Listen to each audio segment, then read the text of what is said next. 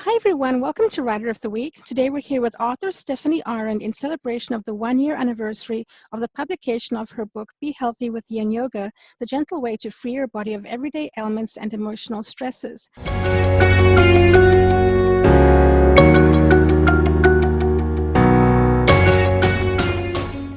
Welcome Stefanie, how are you?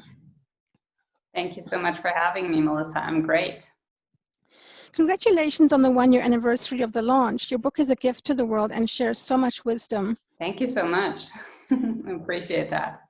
So the first question is, you're an author, Yin Yoga teacher and trainer, nutritionist, energy worker, and health coach. When you started out in this field, did you experience it as a kind of liberation? What was happening in your life at the time? Well, yeah, it was really kind of a liberation because I had an office job before that. I studied foreign languages and I worked most of the time in front of the computer screen. And I really liked my job, but I didn't really have much to do with other people.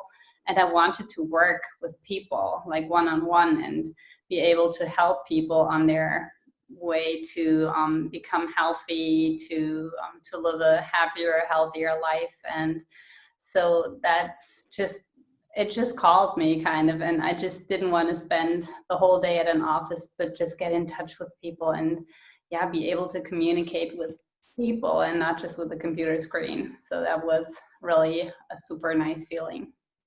I know you have a history in the martial arts. Do you feel like the discipline involved with that and having this solid background helped you in the transition to yoga and the field of nutritional healing?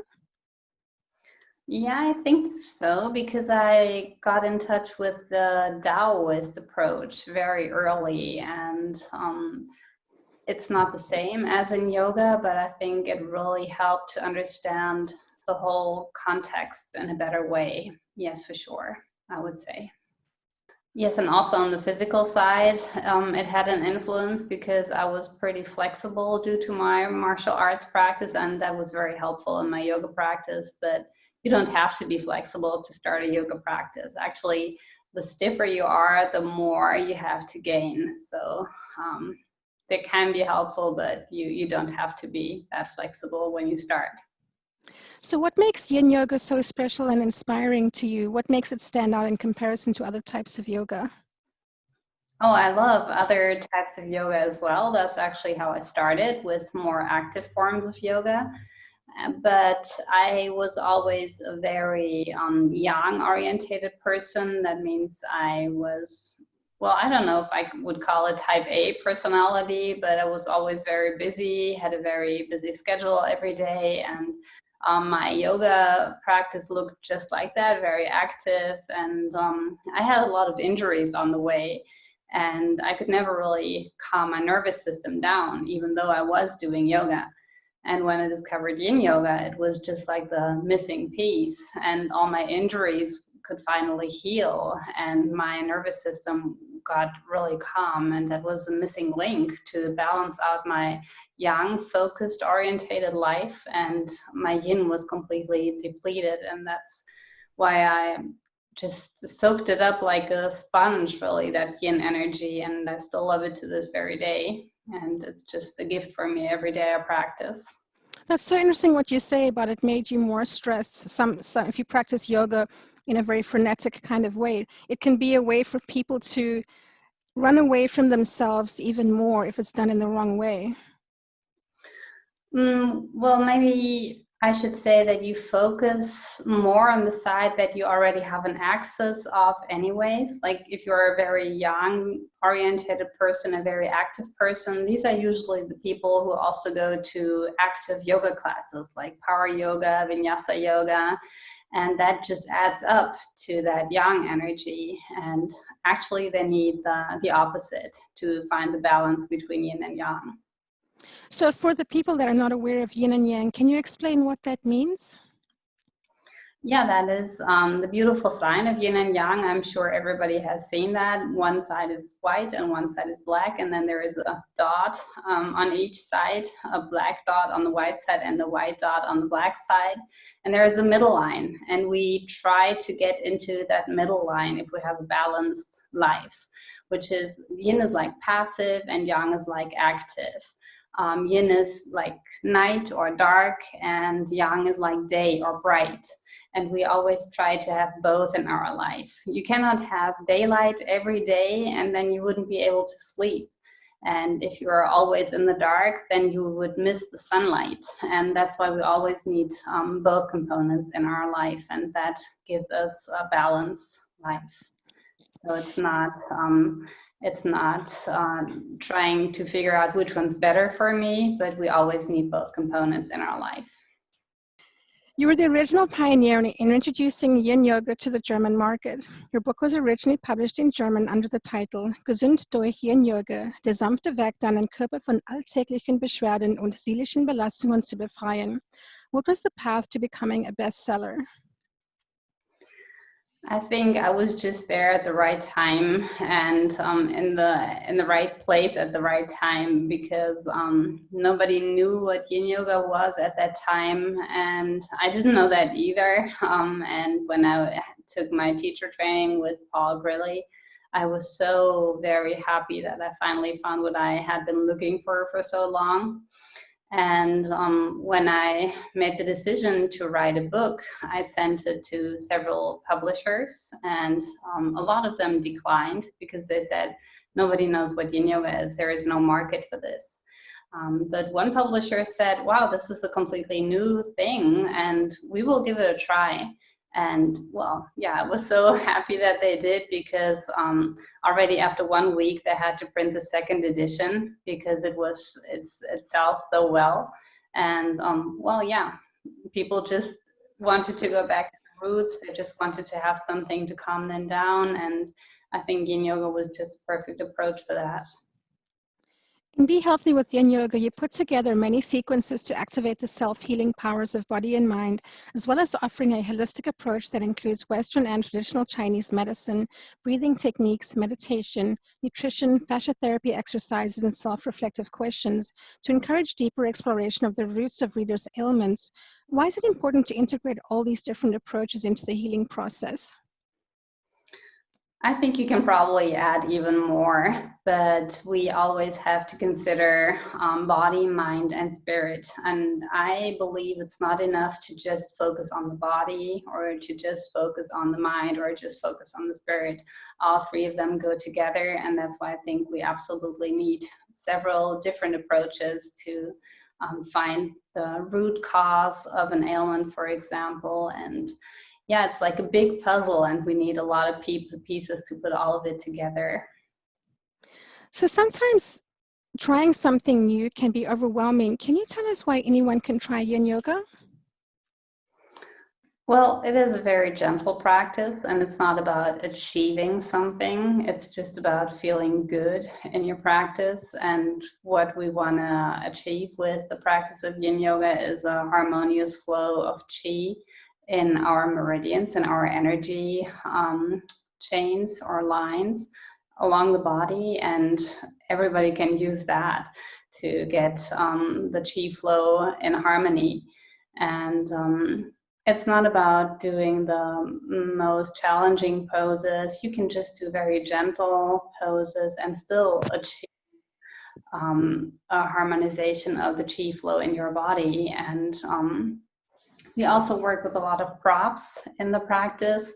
So if you have pillows or a bolster, blankets at hand, you can just see what is possible for you, and also stay connected to your own body and just check in. Does that feel good for me?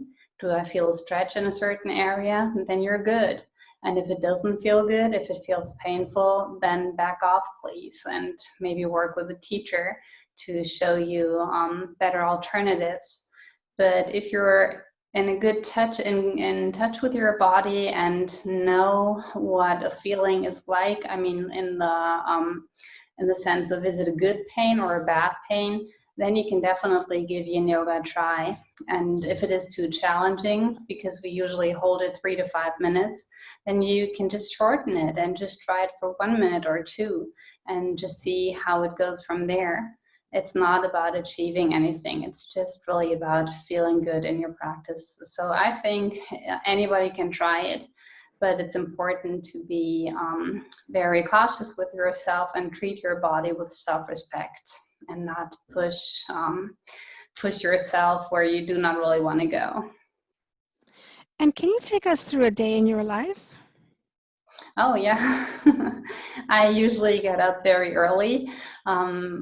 Even if I don't have to get up, like if I don't have to work, but I still wake up at 5 a.m. in the mornings, maybe sometimes 5:30, but usually at that time, that's the time I want to get out of bed, and I am creative then, and I want to get going. And when I write a book, a lot of times I do write in the mornings. That's a very creative time for me. But I also try to make time for my own practice in the morning. That means more the yang orientated styles like active yoga, but not only that, I also love high intensity interval training, or I have a rebounder and I jump on my rebounder in the mornings. And well, I take care of the kids, of course, but they are already grown up almost, so that's not as it used to be. And then I do all my email stuff and all the computer work I have to do if I'm not teaching my trainings. If I do have a training, I need the whole day for that. And then at night, I calm down with meditation and the Yin Yoga practice. And I always try to have some family time, and also always some time for myself in stillness, where I don't have the computer around, where I can close the door behind me and just connect to myself and enjoy some minutes in complete stillness. That's like a must for myself. It's so necessary in this world of busy people and internet, and yeah, it's in this yang orientated world, it's so urgent to calm down and have some minutes in stillness. That's a recommendation I have for everybody. Also, if that's maybe hard, but you can start with 5 minutes and see where it goes. And that's also what I love to do in my Yin Yoga practice, to just dive into stillness and do some of the poses, especially for the people who say, I cannot sit in meditation and just be still, I have to do something. They should maybe try Yin Yoga.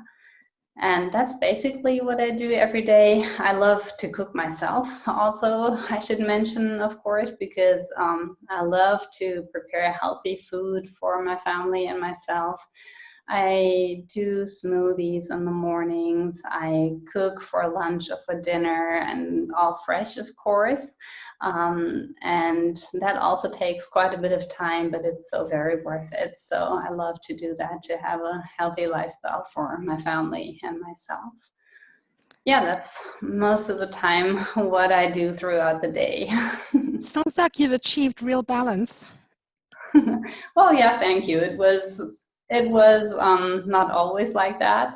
I was really close to burnout a couple of times already, but now that I understand the principle of Yin and Yang, I'm trying to keep the balance in this way.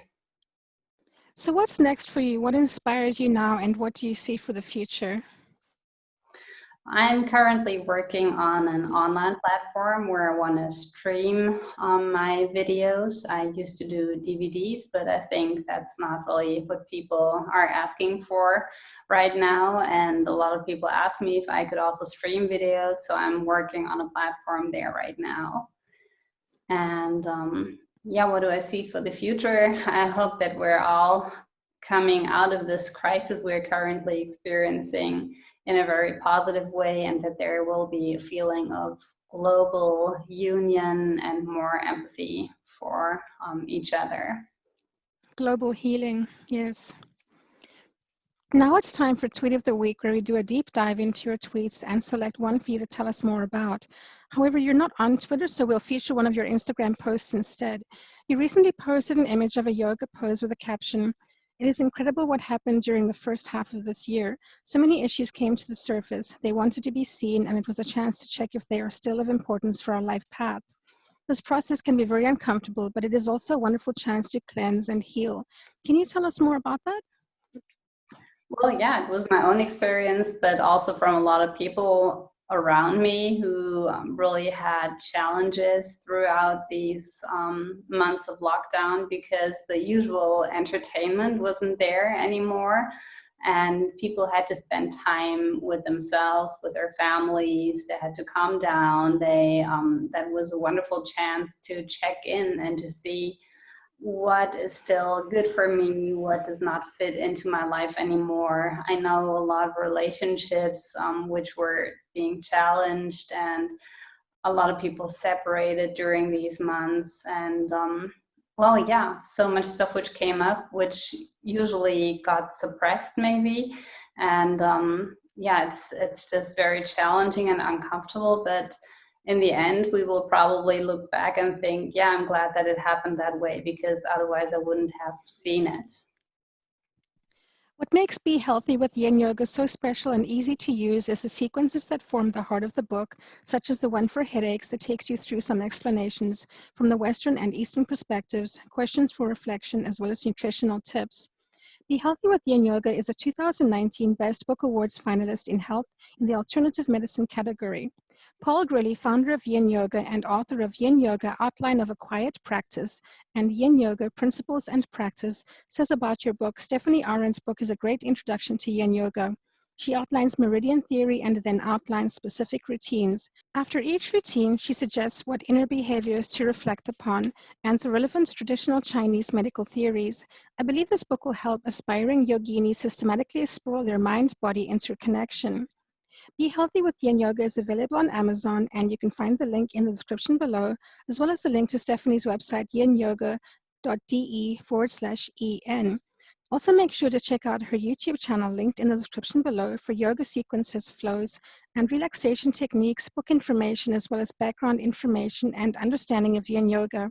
It's been a pleasure talking with you today. Thank you so much for being with us. Thank you so much for having me, Melissa. It was a pleasure to talk to you.